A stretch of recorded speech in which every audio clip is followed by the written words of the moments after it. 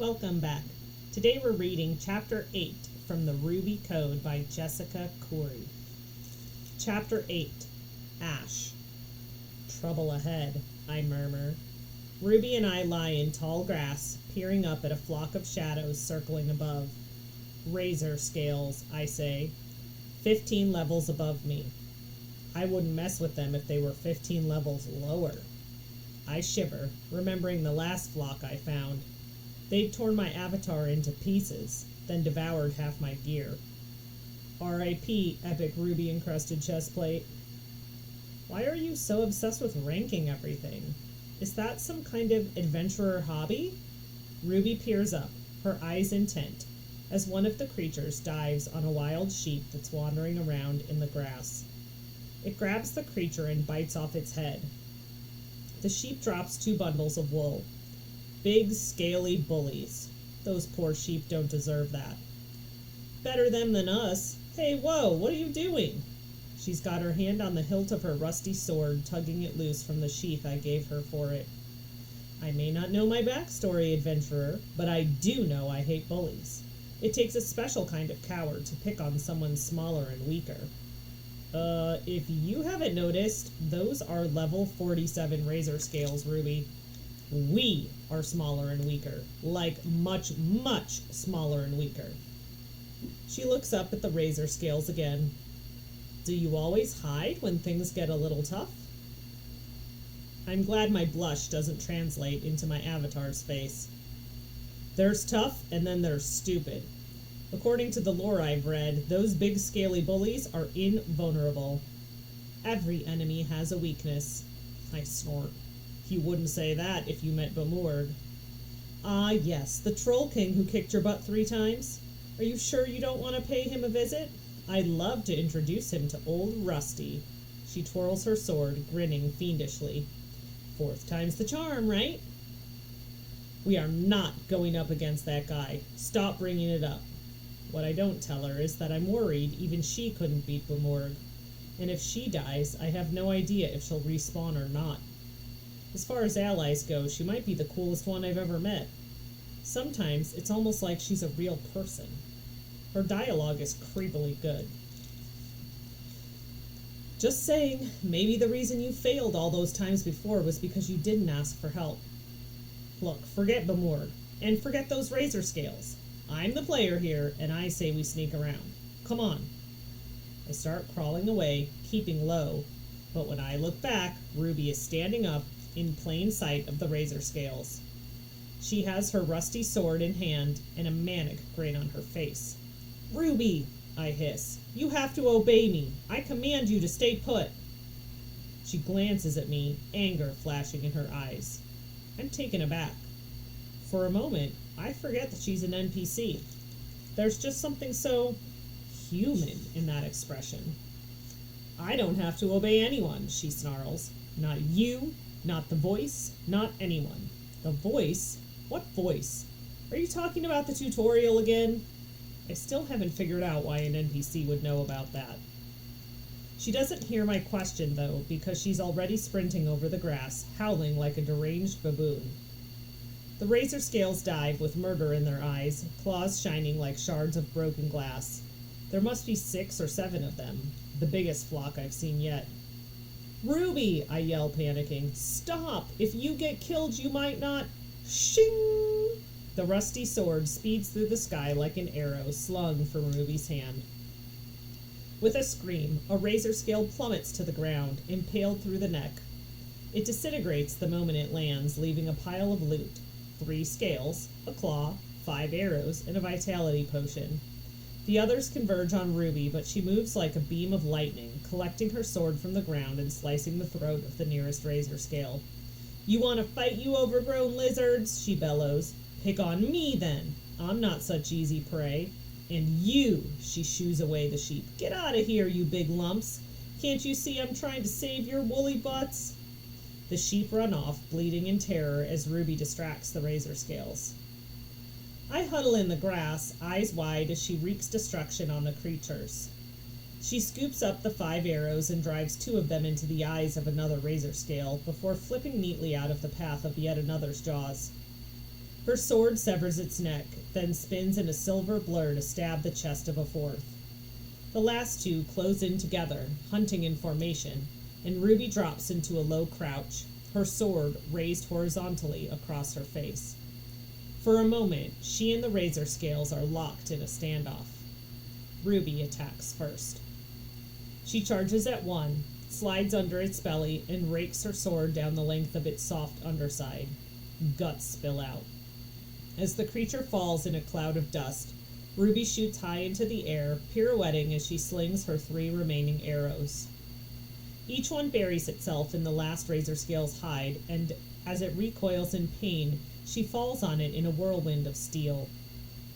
When the bodies disintegrate, she's left standing atop a pile of loot, calmly looking around like she's disappointed the fight was too easy. "Well," I say, standing up, my stomach still in knots. "Okay then." "Told you every enemy has a weakness," she says. Turns out razor scales is their throat. Ruby digs through the loot, then holds up 2 bundles of wool. She beams at me. "Now you can make me an invisibility cloak with your magic."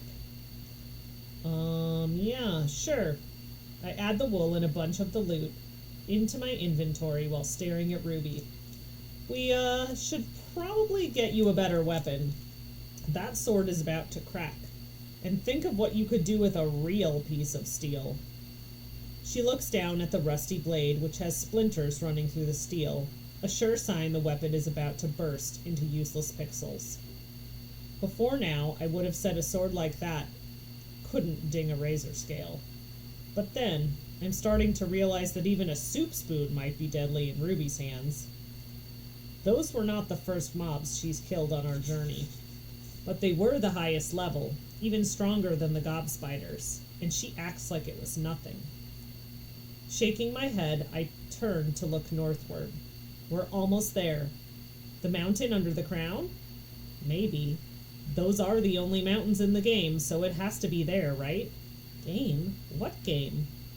I turn back to her, not sure I heard her correctly. "What did you say?" "What game?" She stares at me blank-faced, like any other NPC, but there is nothing normal about that question. "Is this some kind of fourth wall thing?" I ask. "A joke by the developers?"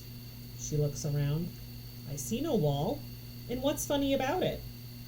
"It's just that NPCs don't usually act the way you do. They also don't get quests, or ask about the tutorial, or give you grief for eating a steak you found in a random chest." "NPC," she echoes. "What's that?" I shake my head.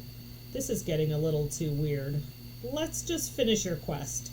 Maybe it'll explain things, such as why a programmed character is asking questions like, "What game?" It's got to be a joke hidden by the developers. I've seen them before. Tongue-in-cheek NPC dialogue like, "Sometimes this world doesn't feel real," or "Do you ever feel like you're being played with?" Except if this is a joke, it's running kind of long. I mean, building a whole quest around it? I have to know why. I guess that's why this game's subtitle is The World of the Ever-Curious. It does like to hide secrets under every rock. The more you explore, the more questions you ask, the more rewards you get. It's a world designed to make you curious. And nothing I've seen so far has made me more curious than Ruby the shopkeeper's daughter.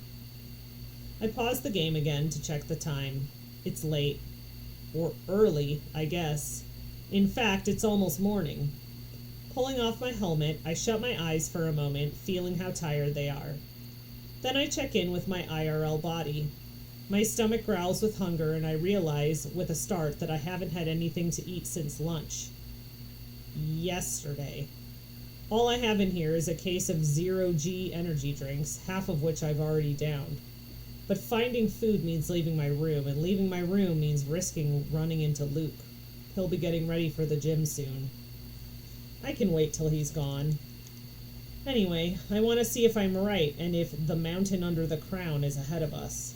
It's taken us hours to get this far, since I haven't unlocked fast travel yet. And because Ruby wanted to explore every digital blade of grass and flip over every digital rock to see what might scurry out from under it. It's almost as if she's as ever curious as I am. Blinking rapidly to flush my dry eyes, I pull my VR helmet back on, only to scream. Ruby is right there, like in my face, poking at it. Did I accidentally unpause the game? No. There are birds still frozen in flight above, and the perpetual wind isn't blowing the grass around. Everything in the realm is still fixed in place, from the environment to the creatures to my own armor-clad avatar. Everything except Ruby. The pause menu floats by her, but she seems oblivious to it. Hello, she mutters, prodding my avatar. Ashler, you there? Hastily, I unpause the game and the grass begins to rustle again. The birds continue their flight pattern. My avatar relaxes. Eyes widening, Ruby steps back. What did you just do? I whisper. I paused the game. The game, she murmurs. You keep mentioning this game. Where did you go just now? It was like weird magic froze everything. You froze up. I froze up. But you didn't stay frozen, I point out. That should have been impossible. No, she says. Whatever it was, I broke free of it. Why didn't you? I must be hallucinating. Duh. I've been playing this game for nearly 30 hours straight with only a few hours of rest. That's just unhealthy. My brain's probably fried. I should go get some sleep. Yeah, sleep. I motion to pause the game again, but hesitate. Ruby watches me with intense curiosity, her gaze flickering from my face to my hands, like she's trying to memorize every move I make. It's creepy is what it is. Shaking my head, I pause the game again. The world around me freezes. Stomach churning, I glance at Ruby. She smiles. Waves. Definitely not paused. Okay, super creepy. Instead of just letting my VR sit idle like I usually do, I power it down completely. Then I tear it off and remove the power cell. Now it's completely dead. Maybe we both need a rest. I heap my clothes into a pile and flop onto them, pulling my blanket over myself. After commanding the lights to turn off, I scrunch down, expecting to drop off within seconds. I'm so tired. But 15 minutes later, I'm still tossing and turning, and it has nothing to do with how uncomfortable a bed made out of t-shirts and jeans is. Night lights on, I say. The strips around the top of the wall illuminate, flooding the room with soft blue light. Sitting up, I reach for my VR kit. The power cell slides in with a crisp click, and the gloves are still warm. I can't stop thinking about Ruby. There's something strange going on there, and I won't be able to sleep until I know what it is. There are rules in VR. In all games. That's kind of the point of them. Games are the one place where you know how things work. When you duck into tall grass, mobs can't see you. When you get an NPC ally, they obey your commands. When you pause the game, it should stay paused. I hunker down in my clothes pile, pulling on the VR set. I power it up, but before I open the glass realm, a thought strikes me. With a few haptic gestures, I open the settings and turn off the internet. The glass realm is meant to be a single-player game, but it does have a multiplayer feature. I guess there's always a chance I activated it. Maybe Ruby is some internet rando messing with me. That done, I open the game. My avatar pops back into the field where I'd logged off. Ruby is there, standing in exactly the same position, still smiling and watching me curiously. Okay, so, not a real person. She's definitely part of the game itself. Well, she asks, are you going to sleep or not? Strange place for a nap, though, if you ask me. I'll keep watch for more razor scales till you wake up. I blink, unprepared for her barrage of questions. She has no idea I logged off or shut down the game. In her world, no time has passed at all since our last conversation. For some reason, that makes me feel a little relieved. She didn't somehow stay active when the VR kit was powered off. I manipulate the game, jumping out of my avatar and into third-person POV. Then I circle the camera, studying Ruby as she studies me. Or, well, my avatar. There's something different about you, we both say at the exact same time. In the real world, I freeze. In the realm, Ruby freezes. Okay, this just keeps getting weirder. What are you doing with your hands? She demands. You've been doing it since we met. Is it a magic spell thing? I look down, hardly even realizing what I'm doing. My hands and fingers move in a kind of sign language called haptic. In the real world, my hands control everything in the game. My UI, movement, communication. Sensors in my gloves read each tiny gesture. I double tap my right thumb to my middle finger, zipping back into my avatar and looking through its eyes at her. She looks back, both of us as wary as two alley cats. Here's the thing. I've played hundreds of games like The Glass Realm. In terms of a fantasy RPG, it's really not anything special, though the graphics are good and the combat fun. But I'd yet to find any feature of the world that's truly unique. Until I met her. I walk in a circle around Ruby, looking for anything I might have missed. IRL, my right hand is slightly curled, tilting as if pushing an invisible controller that directs my movement. True, full body immersion is only possible in a gel tank like the ones at the VR salons, but even so, I'm barely aware of my physical self, my haptic motions so instinctual that I don't even have to think about them. Her white hair and red irises are already unusual. I haven't met any Glass Realm racists with coloring like that. But then, games often have characters who stand out for one reason or another. Her clothes are identical to the ones I've seen on the NPC girls in other villages. Visually, she looks like a part of this world. Her graphics fit the vaguely anime aesthetics of the realm, with crystal clear details like eyelashes and skin pores, but overly large eyes and too perfect features to be realistic. But the way she speaks is all wrong. NPCs have scripts they have to follow. Rote responses, recycled phrases, everyone knows that. But she acts more like one of the bots you meet in a chat room. AI's programmed to act human. You can carry on whole conversations with them and never know they're computers. Of course, real AIs are outlawed now ever since the Great Vum Vum disaster of 2032, when a whole network of AI-powered vacuums frizzed out and started sucking down everyone's pets. Apparently they developed a rudimentary sense of jealousy. I've seen recordings of those dark days. Let me tell you, it was not pretty. Ruby, I say slowly, what do you know about yourself? She frowns. I'm Ruby. I tend shop at Tom Talk's Hinterland Sword and Supply Shop while my father is away. Her voice trails off in a look of intense struggle on her face. I am, aren't I? Who is my father? Why can't I remember his face? Or my mother's?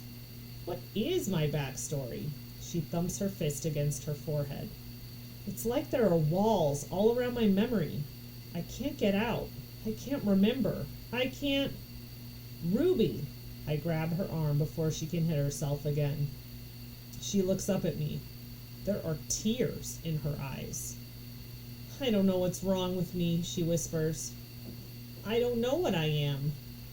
Please, Ashler, will you help me? And that is the end of this chapter.